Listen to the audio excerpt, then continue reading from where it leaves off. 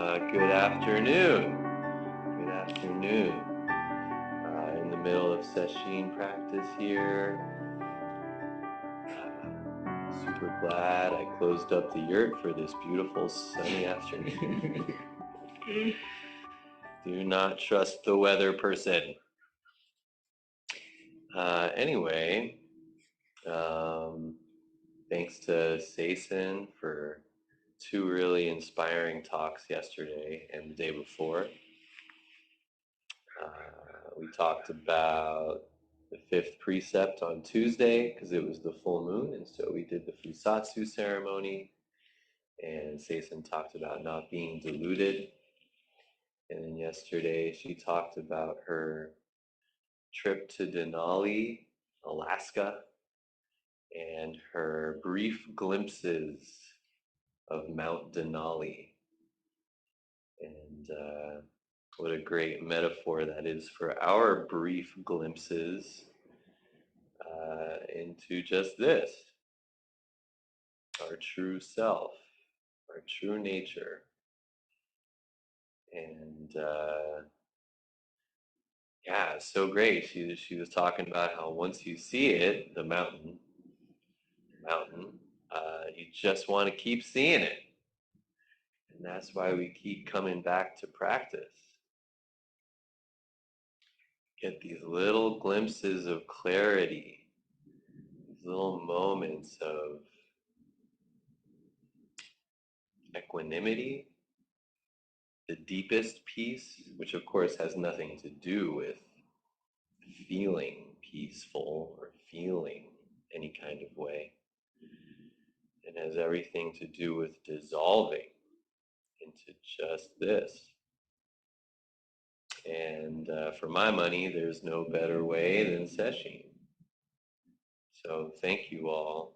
A bunch of us have talked about it, but sesshin really works best when we don't do it for ourselves.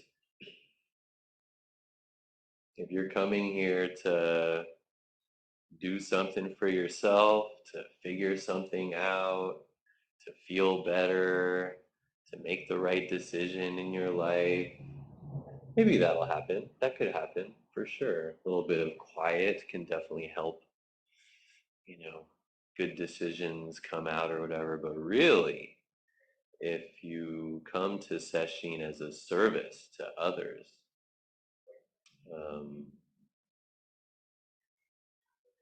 that's where that's where the power lies. So I wasn't sure if I was going to be talking this week. Sason kind of left it up in the air. So it's kind of last minute, but I have been wanting to talk about this precious mirror of Samadhi poem, sutra, recitation, because we have been reciting it every day. That's not true. Every Thursday, Friday, Saturday through this Ango. And, it's one of those crazy Zen poems. And we've never talked about it. We've just kind of left it up to our own devices to let it just kind of soak in. And that's really the way to do it. But I don't know, I thought if I could take the next few days and go through it, and maybe it has some kind of inspiration for our sesshin practice. But I also, before I start with that, I wanted to remind us of what we talked about during opening council. In fact, Sason talked about it. Because I had mentioned that one of the guidelines of sesshin practice and practice in general is to treat Dharma talks like zazen. It's not a lecture, it's not entertainment. To really bring our zazen energy and attention to Dharma talks totally, is essential for Dharma talk practice, basically. And then Sason added that we do that so that we can totally let go and wash away all the words that are said in the Dharma talk. So if you hear that voice in your head saying, man, I hope I remember that, or, ooh, that really resonated, I'm going to take that with me. See what it's like to just kind of let it go. What needs to stay with you will stay in your bones, in your epigenetics, I guess. So yeah, no pressure. No pressure to like or appreciate or remember or take away anything. Just swallow. It's like counsel, basically. That's why we do the Gatha on opening the sutra before counsel, because we listen with our whole body and mind, and then we let it go. What happens here stays here. So, precious mirror of Samadhi, also known as jewel mirror of Samadhi, there's various names for it. It is typically credited to Dongshan Liangjie, who we know as Tozan. He was a Chinese Chan master in the 9th century, I want to say, maybe 10th. I forgot to look that up. But yeah, we know him as Tozan, and he is also credited with being one of the founders of the Soto Zen school, or the Chaodong school, it's also known as. So he's a major player there, a major player. Um, and what's interesting as I was looking this up is that it says this poem is credited to Tozan, although recent research suggests that is not true. And apparently it was given to him by his teacher, Yuanyan Tangsheng, I think. And then other research says that Tangsheng got it from Yaoshan Wei Yan, his teacher. So we kind of don't know who wrote it. And that just stands out to me so much, because here's this beautiful, wonderful, time withstanding, 1,000 years plus document, and we credit the wrong person. And there's some ancient Chinese person, a woman, a child, who knows who wrote it, who actually came up with it, and they get no credit. And man, as someone who has always struggled with wanting to be acknowledged and wanting to know that people know that I did that,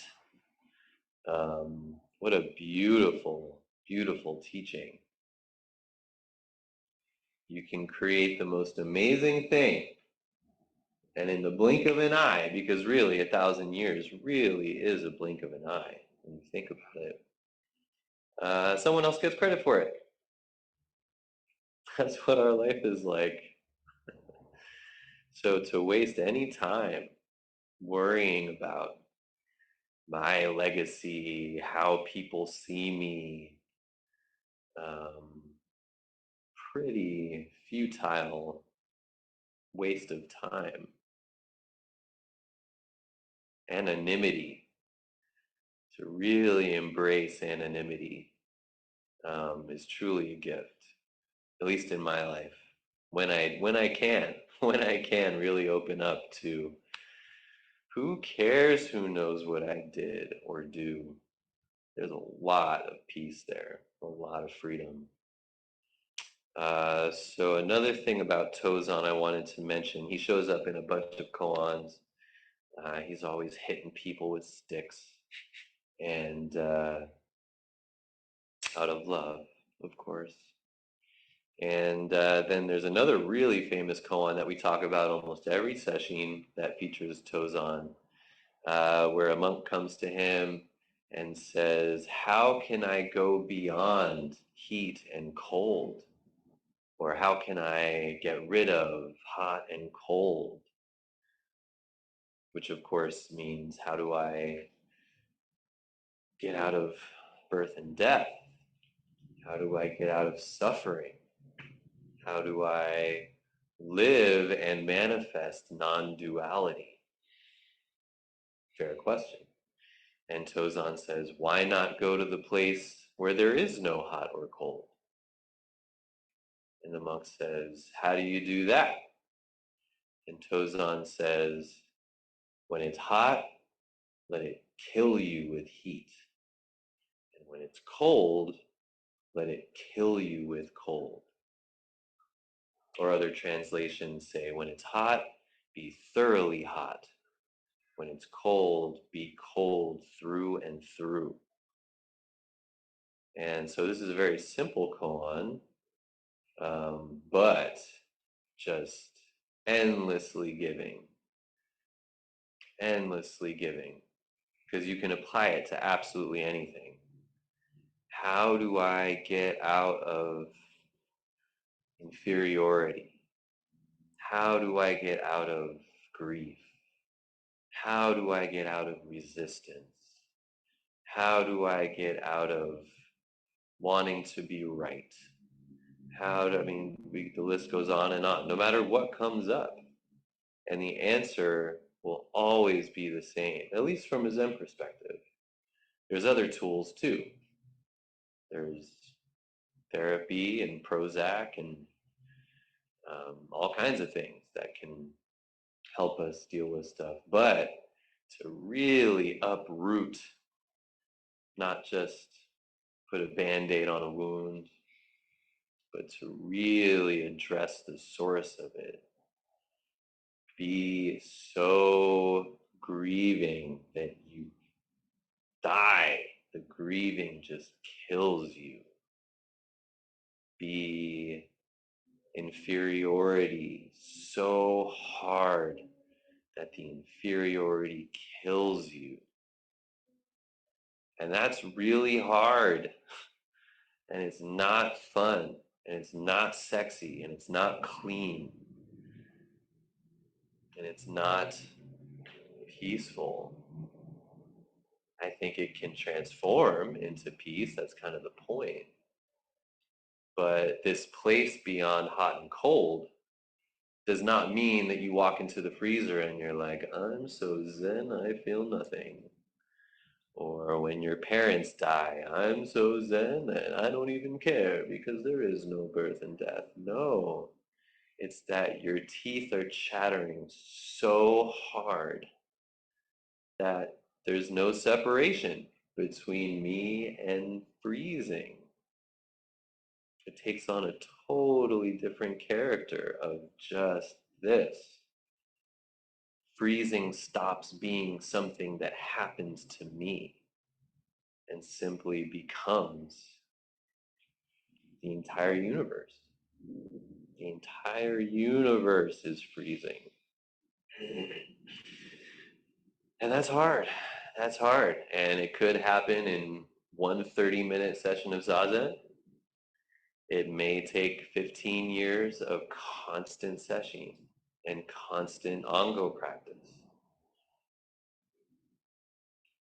Could take 30 lifetimes, whatever that means. But as long as we're making that effort to sit and face and go into what's happening, we can really watch things transform, and we can watch ourselves die into it. Literally, this little self just dies into my grief, into my frustration. And yeah, I don't think there's anything more freeing than that. Except Molly. Just kidding. Just kidding. Sorry. Just kidding. Okay, so I'll try to go somewhat quickly here. So silly. There's another koan that says, I feel like a mosquito trying to bite an iron bull. And that's what it feels like trying to talk about this stuff. Any poem, really.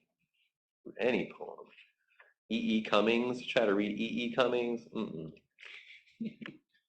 Anyway, Precious Mirror of Samadhi. It starts off, The Dharma of thusness is intimately transmitted by Buddhas and ancestors.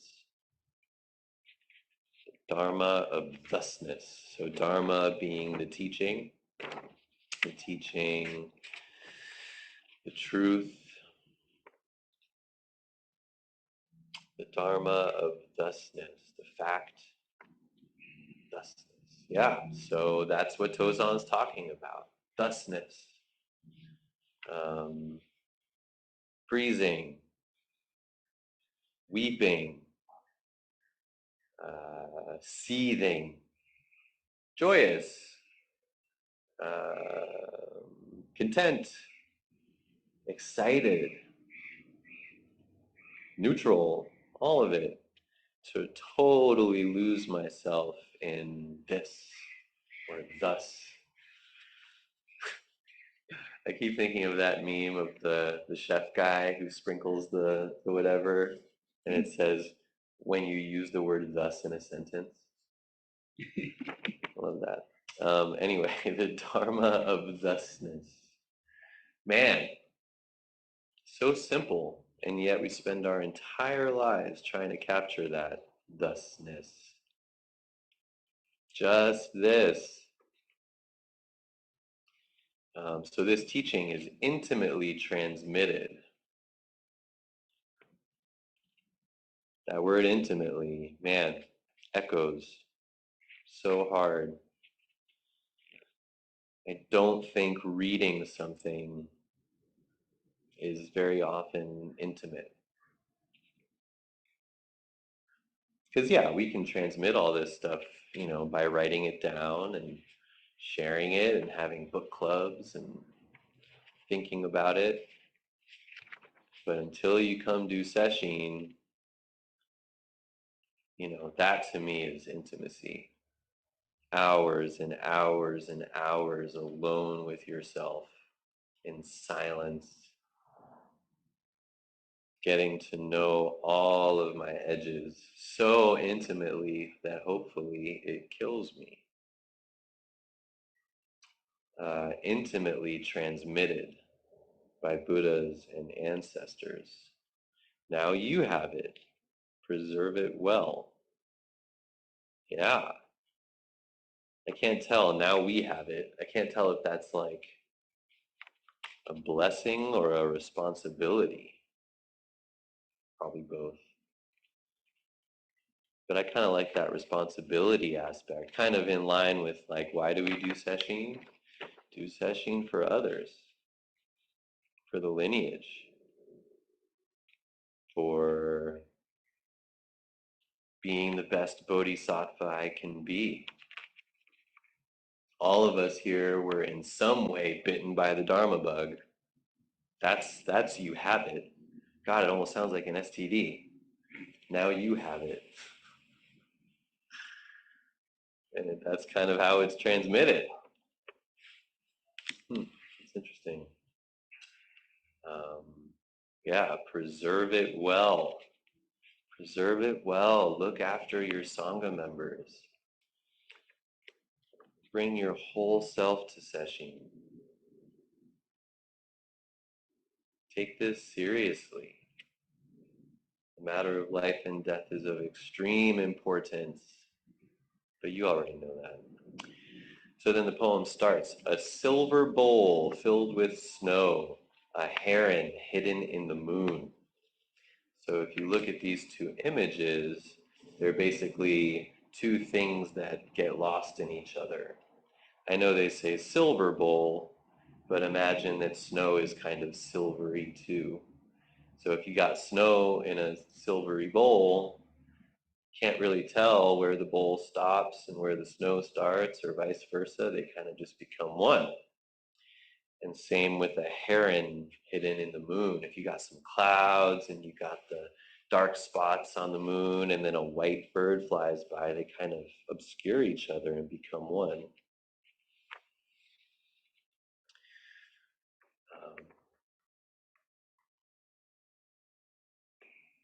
Yeah, being hot and being cold. Same thing. Can we be so cold can I be so sad, so embarrassed that I can't tell where the embarrassment stops and the me begins. It's so beautiful. So this bull and this heron and the moon, taken as similar, they are not the same. So if we're still thinking that they're two things and trying to like make things become one, like saying it, oh, me and Ari are one. I shouldn't be feeling this way because I'm one with everything. And oh man, if I can just make myself one, then, that's saying they're similar. That's still dealing with two things. But not distinguished, their places are known. So if we don't even have the slightest notion of one or two, and we truly just let go and die into thusness, then there's no distinguishing between 1, 2, 1,000, and our place is known right here. The meaning does not reside in words, but a pivotal moment brings it forth. I think that's pretty clear. We're always talking about how words and ideas are just tiny little arrows,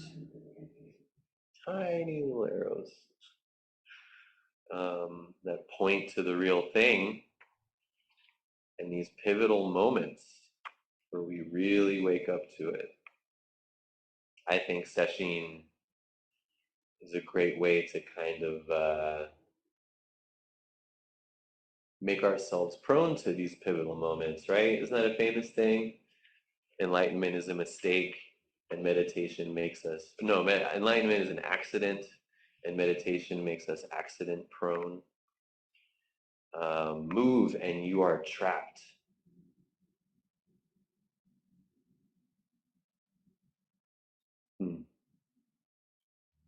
That's the first noble truth to me. Because if you don't move, then you don't eat, and you don't help people, and you don't go to the bathroom when you have to. We have to move. So we're trapped. We're trapped. First noble truth. So can you be so trapped that the trap kills you?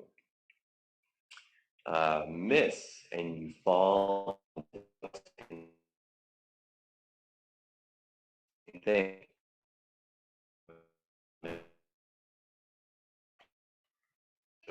Famous continuous mistake. All we're doing. Making mistakes, doubting, vacillating. Turning away and touching are both wrong. So turning away could be ignorance, ignoring things, spiritual bypassing, right? Oh, well, I'm just going to shove down my grief, shove down my embarrassment because I'm a Buddha and I shouldn't feel that, so I'm just going to go ahead and turn away. But touching it is also wrong. Going towards it, I'm going to get it. I want this.